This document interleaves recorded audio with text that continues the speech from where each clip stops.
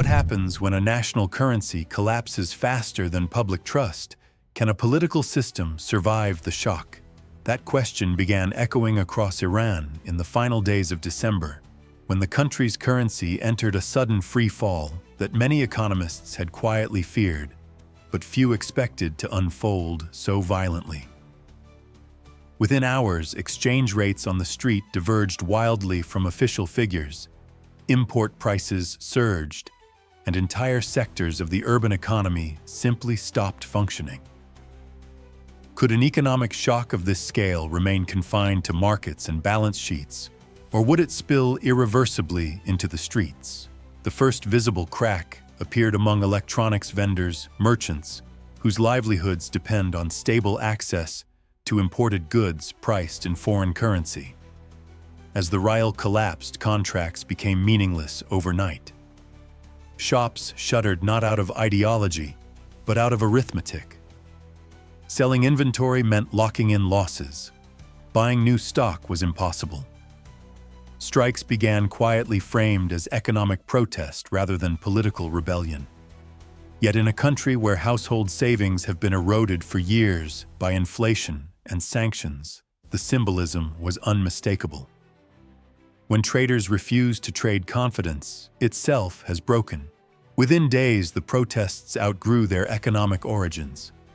Demonstrators began linking currency collapse to broader governance failures, corruption, isolation, and strategic overreach abroad. Chants shifted tone. What had started as anger over prices and livelihoods evolved into open rejection of the ruling system. According to contemporaneous reporting from major international outlets, protests were soon confirmed in more than 100 towns and cities, spanning diverse regions and social classes. Each new city added momentum, and momentum itself became the movement's most dangerous asset. Timing made the crisis more volatile. Iran was already under pressure from multiple external vectors: tighter enforcement of sanctions, rising regional tensions, and critically mounting strains on Russia's wartime economy after repeated Ukraine strikes on Russian energy infrastructure disrupted exports and revenue flows.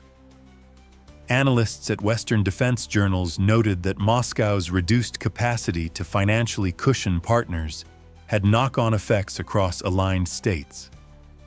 For Tehran, this meant fewer buffers just as domestic pressure peaked. Meanwhile, the geopolitical backdrop added further strain.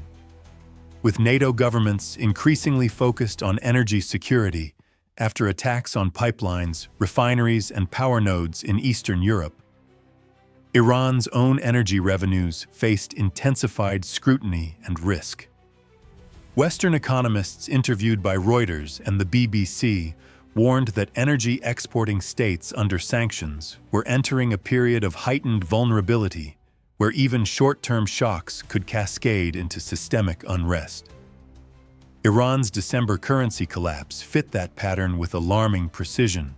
The Iranian leadership attempted to project calm, but markets are notoriously unimpressed by rhetoric. As banks imposed informal withdrawal limits and importers scrambled for hard currency, everyday life became the front line of the crisis. Food prices rose not weekly, but daily. Transport costs surged.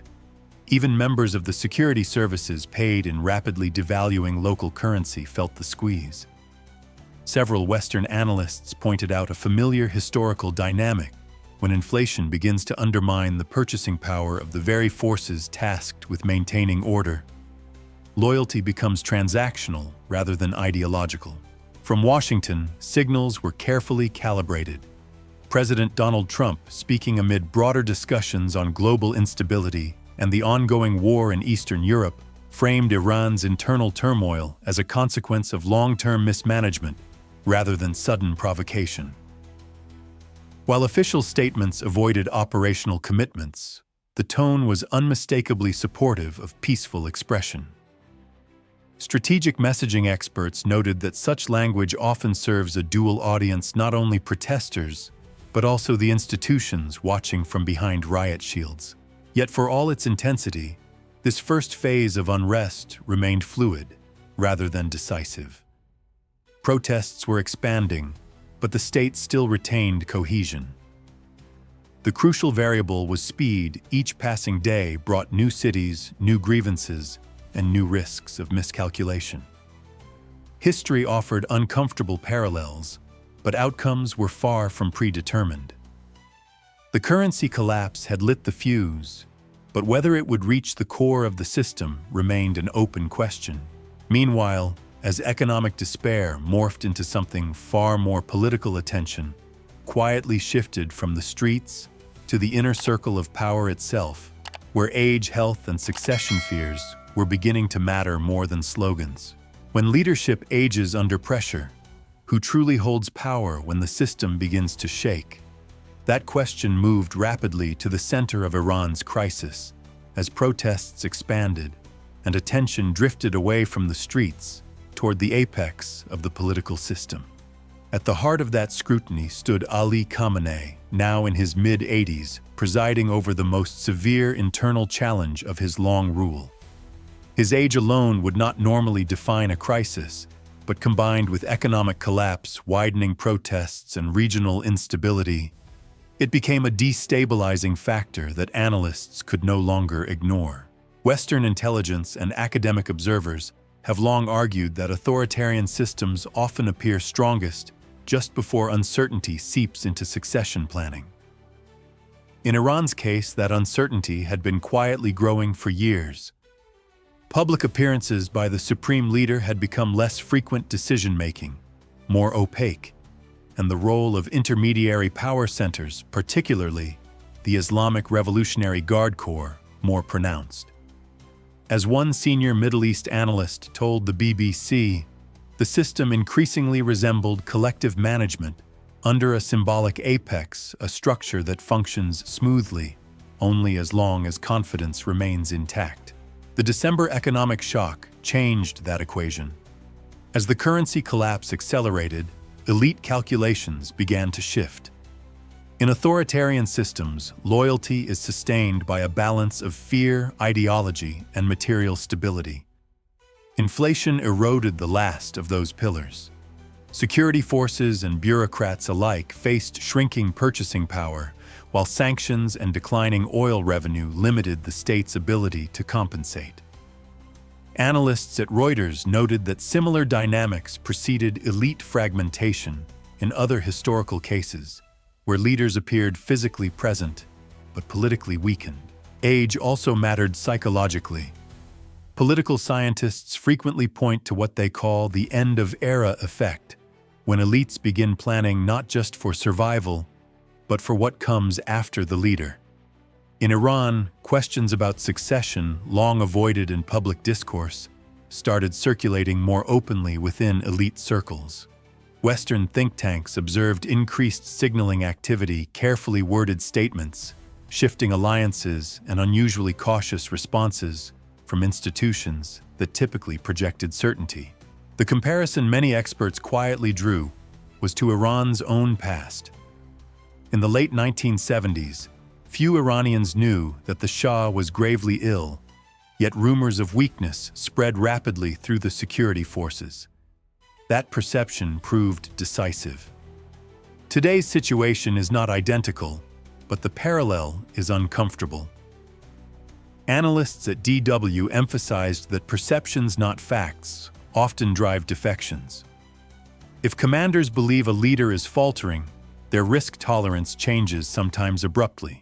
At the same time, Iran's leadership faced external strategic pressure.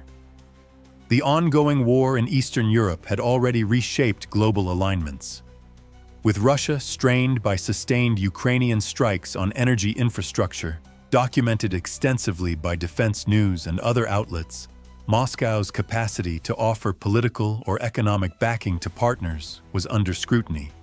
For Tehran, this raised a troubling question: if unrest escalated, would traditional allies be able or willing to provide meaningful support? Washington was watching closely. President Donald Trump's administration framed Iran's internal tensions as a consequence of systemic mismanagement, rather than foreign interference, a message aimed as much at Iranian institutions as at international audiences. NATO officials, meanwhile, evaluated the implications of potential instability in a state that sits astride critical energy corridors. Western strategists warned that leadership uncertainty in Iran could ripple far beyond its borders, affecting energy markets, proxy networks, and regional deterrence dynamics. Still, nothing was predetermined. The regime retained formidable coercive capacity, and no confirmed large-scale defections had emerged. Yet the calculus was changing. Every new protest forced elites to reassess their bets, weighing loyalty against survival. As one Western analyst put it, the question is no longer whether the system can suppress dissent, but whether it can do so without accelerating its own internal fractures. Yet as doubts crept upward through the hierarchy, events on the ground were moving faster than deliberations in closed rooms, and the next phase of unrest would test how far repression could go before it backfired. When repression intensifies under a weakening economy, does fear still work? Or does it ignite something larger? That question defined the next stage of Iran's unrest, as demonstrations spread from provincial centers into major urban hubs, forcing authorities to abandon calibrated responses in favor of raw force. What had begun as scattered economic protests now coalesced into synchronized national action, with marches, nighttime rallies, and spontaneous strikes appearing across Iran in waves that security planners struggled to predict. Could a system built on deterrence reassert control once deterrence itself had lost credibility? By early January, footage emerging from cities, including Tehran, showed a pattern that analysts immediately recognized: escalation by the state, followed by rapid adaptation by protesters. Riot police plainclothes units and Revolutionary Guard-linked forces were deployed more aggressively, using arrests, beatings, and live fire in select cases to reassert dominance. Yet instead of dispersing crowds, these tactics appeared to widen participation. Each act of repression generated new grievances, new martyrs, and critically new neighborhoods willing to mobilize.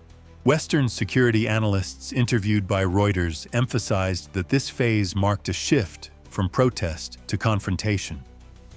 Demonstrators began targeting symbols of coercion rather than merely voicing demands. Buildings associated with street-level enforcement were vandalized or set ablaze not as acts of random violence, but as calculated signals.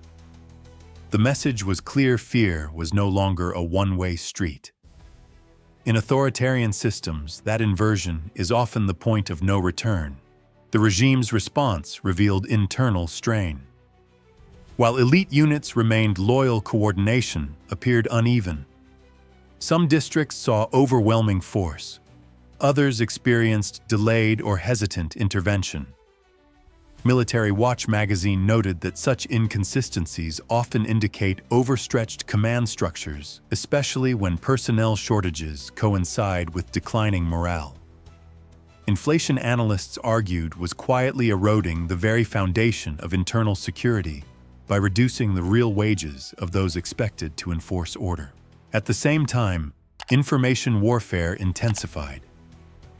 Despite widespread internet disruptions, protest footage continued to circulate through satellite connections and encrypted channels. Western experts highlighted the role of improvised connectivity, often smuggled hardware, that allowed activists to bypass state controls. These images shaped international perception and, more importantly, domestic psychology. Seeing repression documented in real time reduced the regime's ability to control narratives, even as it tightened physical control. Externally, the crackdown intersected with a volatile global environment. As Ukraine continued to strike Russian energy infrastructure, refineries, storage facilities, and power nodes, global energy markets remained jittery. NATO governments, already recalibrating energy security after months of disruption, monitored Iran closely. Analysts warned that instability in another energy-producing state could compound economic shocks across Europe and beyond. In this context, Iran's domestic crisis was no longer a purely internal affair. Washington's messaging reflected this sensitivity. President Donald Trump publicly condemned violence against peaceful demonstrators while stopping short of operational threats. Diplomats described the approach as strategic signaling rather than escalation, designed to influence calculations within Iran's security apparatus, rather than provoke nationalist backlash. Western political psychologists noted that such statements often aim to introduce doubt at critical moments, encouraging hesitation among commanders facing morally ambiguous orders. Yet repression carried its own risks. Each night of violence deepened public anger, while daylight revealed the costs: funerals, empty shops, and a population increasingly convinced it had little left to lose. Comparisons to previous uprisings surfaced again, not as nostalgia, but as warning. In 1979, it was not the size of protests alone that toppled the system, but the moment security forces began to question their role. Observers now debated whether Iran was approaching a similar inflection point. For the moment, the state still held the upper hand in terms of force. But force alone could not restore legitimacy, nor could it reverse economic collapse. The struggle was entering a dangerous equilibrium, one where escalation by either side risked consequences beyond control. Meanwhile, as clashes hardened positions on both sides, a quieter but more profound challenge was unfolding. One driven not by fire or force, but by symbols capable of undermining the regime's moral authority itself. What happens when symbols, not slogans, begin to erode a regime's moral foundation? As confrontations intensified in the streets, a parallel challenge emerged, one far more difficult to suppress, with batons or bullets. In the heart of Tehran and beyond, Iranian women began publicly removing their hijabs, transforming everyday spaces into sites of open defiance. This was not a spontaneous gesture of fashion or provocation. It was a calculated act aimed directly at the ideological core of the system. Could a government built on moral authority withstand a rebellion that stripped that authority of its most visible symbol? Western sociologists and regional experts were quick to underline the significance. In Iran's political structure, the enforcement of religious norms, particularly on women, has long served as both a control mechanism and a legitimizing narrative. When women openly rejected that framework, they were not merely protesting a policy. They were questioning the regime's right to define social order itself. Analysts at DW described the moment as symbolic escalation, where meaning outweighs numbers. The memory of past movements loomed large.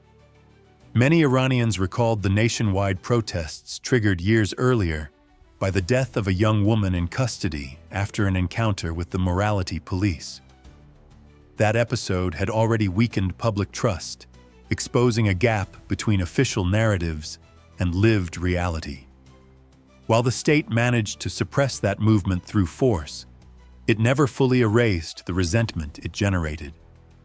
Instead, the anger calcified, waiting for an economic or political shock to reignite it. The December currency collapse provided exactly that spark. What made this phase different, observers argued, was the breadth of participation. Women were no longer isolated symbols. They were central actors. Videos showed them leading chants, confronting security forces, and encouraging others to join. This shift altered the psychology of the protests. When women take visible risks in conservative societies, it often signals that fear thresholds have been crossed. Western analysts noted similar dynamics in previous uprisings across the region, where symbolic defiance preceded wider institutional breakdowns. The regime's dilemma deepened. Harsh crackdowns on women risked international condemnation and domestic backlash, while restraint risked emboldening further acts of defiance. Neither option offered a clean exit. Reports from Reuters indicated internal debates within Iranian institutions over how to respond, highlighting fractures between hardline enforcement advocates and those warning of irreversible reputational damage. Externally, the symbolism resonated far beyond Iran. NATO governments already recalibrating strategic priorities amid sustained Ukrainian strikes on Russian energy infrastructure viewed Iran's unrest through a broader lens of systemic stress on authoritarian partners. Western policymakers increasingly framed these movements as symptoms of economic and governance failures rather than isolated cultural disputes. In Washington, President Donald Trump's administration emphasized that legitimacy cannot be enforced indefinitely by coercion alone, a message that echoed across diplomatic channels without overt intervention. Energy and geopolitics again intersected.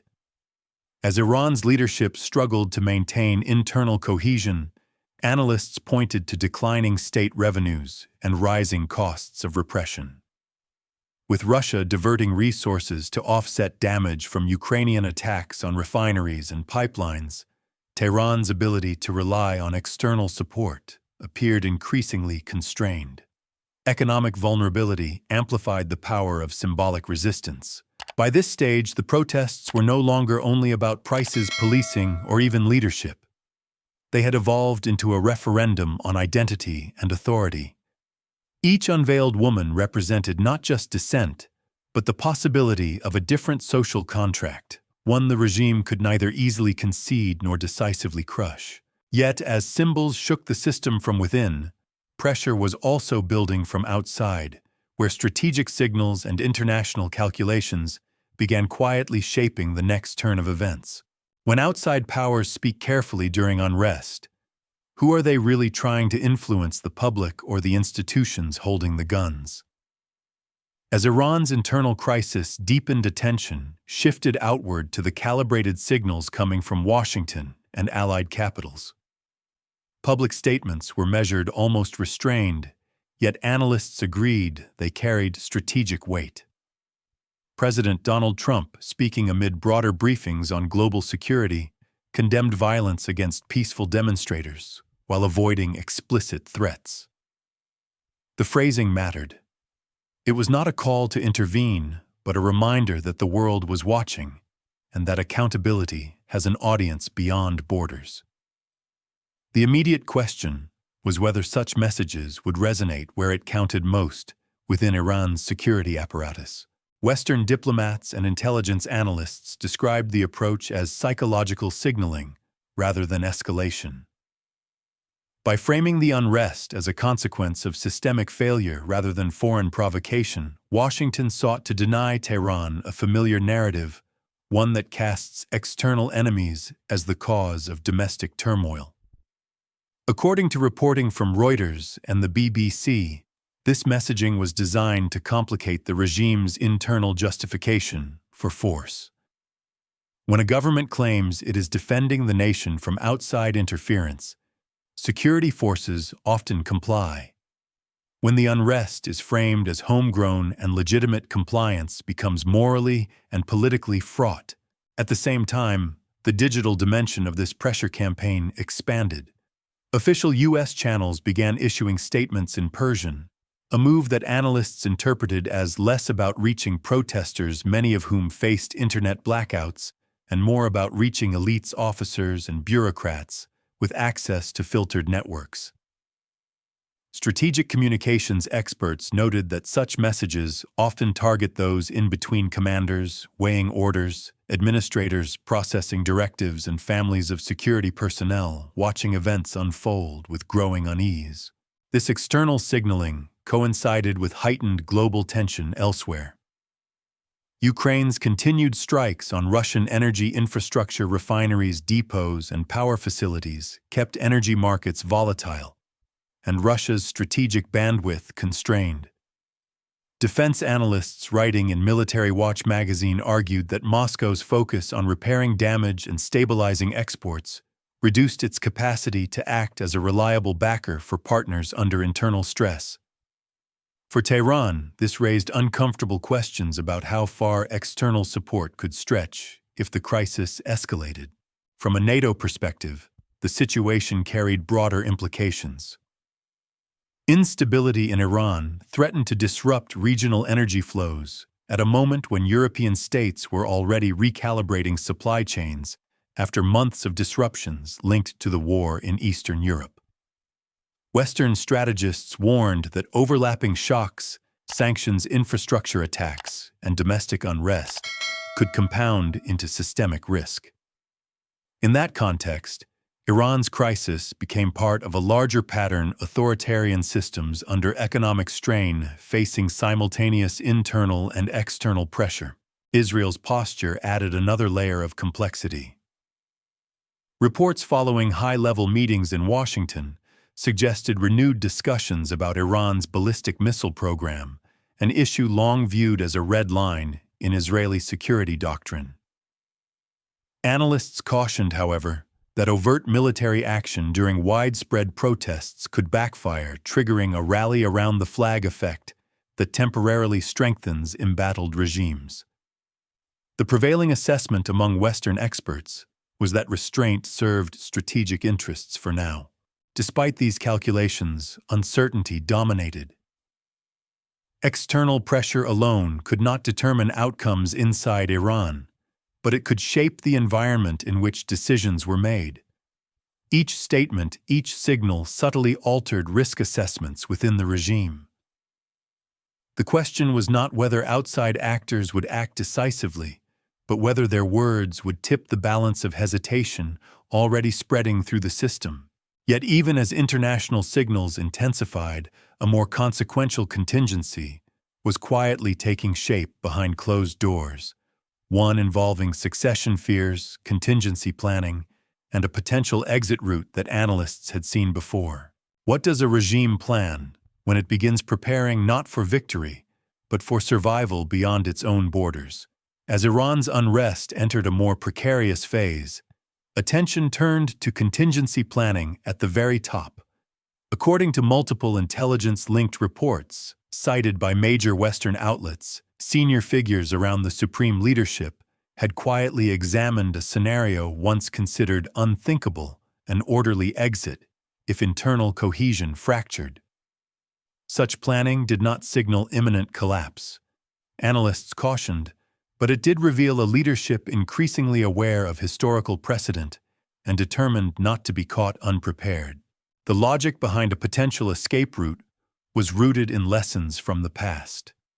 In 1979, Iran's ruling system unraveled not when protests began, but when security forces hesitated and elites lost confidence in continuity. Western historians have long noted that authoritarian collapses are often triggered by perception shifts rather than battlefield defeats. Once insiders believe the end may be near, rational self-preservation can override loyalty. That is the moment contingency plans move from theory to practice. In this case, analysts pointed to Russia as the most plausible destination should an exit ever be required. Moscow has a long record of offering refuge to embattled allies, from former leaders to entire political entourages. Strategic commentators described it half-jokingly as a last resort sanctuary for regimes under pressure. Beyond symbolism, there were practical reasons: security guarantees, diplomatic cover, and existing political ties that could facilitate a rapid relocation if events spiraled. The implications of such planning extended far beyond Iran. NATO analysts warned that a sudden leadership vacuum could destabilize regional networks, from proxy groups to energy routes. At a time when Western governments were already managing the fallout from sustained Ukrainian strikes on Russian energy infrastructure, another major shock risked compounding uncertainty across multiple theaters.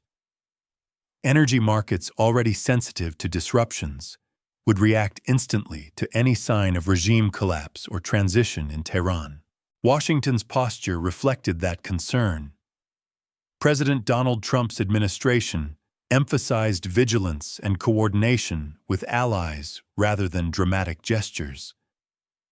Officials framed the situation as one to be monitored closely, stressing that outcomes would be shaped primarily by internal Iranian dynamics. Western military experts underscored that succession crises often unfold unpredictably, with periods of apparent stability followed by rapid change. Preparedness, not prediction, was the prevailing doctrine. Inside Iran, however, the calculus was narrowing. Economic pressure showed no sign of easing. Protests continued to spread incrementally, and symbolic defiance had undermined ideological authority. Even if security forces remained intact, the cost of maintaining control was rising daily. Analysts noted a familiar dilemma: repression can delay change, but it also accelerates the loss of legitimacy needed for long-term survival. History offered no guarantees. Iran's system could still absorb the shock, reassert control, and emerge altered but intact. Yet the mere existence of exit planning suggested that those at the top were no longer fully confident of that outcome. Once leaders begin preparing for departure, they implicitly acknowledge uncertainty, and uncertainty is contagious within closed systems. What followed next shocked analysts, not because it was dramatic, but because it revealed how close the line between control and collapse can be, and how quickly that line can shift.